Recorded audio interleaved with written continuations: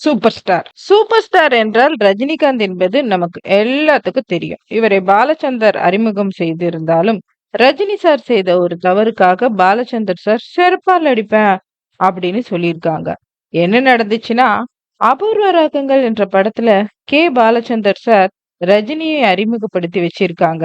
அந்த படம் வெற்றி பெற்றதை தொடர்ந்து அடுத்தடுத்த பட வாய்ப்புகள் பாலச்சந்தர் இயக்கிய படங்கள்லயே ரஜினி சார் நடிச்சிருக்கிறாரு. 1978ஆம் ஆண்டு வெளியான படம் தான் தப்பு தலங்கள். அந்த படத்துல தமிழ், கன்னடம் என்று 2 மொழியிலும் வெளியானுச்சு. அதில் முக்கிய கேரக்டர்ல ரஜினிகாந்த் நடிச்சிருந்தார். அந்த படத்துல ஒரு நாள் ஷூட்டிங் முடிஞ்சிருக்கு. இரவு 7, 8 மணிக்கு அறைக்கு போயிருக்கிறாரு ரஜினிகாந்த். ஷூட்டிங் முடிஞ்சது அப்படிங்கறதுனால பீர் குடிச்சிருக்கிறாரு ரஜினி சார் அவர்கள். அப்போது பாலச்சந்தர் உதவி இயக்குனர் அமீர்ஜான் அங்க வந்து உங்களை சார் கூப்பிடுறாரு அப்படின்னு ரஜினி சார அழைச்சிருக்கிறாரு. உடனே ரஜினி அவர்கள் குளிச்சுட்டு வாயில ஸ்ப்ரே எல்லாம் அடிச்சுக்கிட்டு பாலச்சந்தர் அவர்களை பார்க்க போயிருக்கிறாங்க.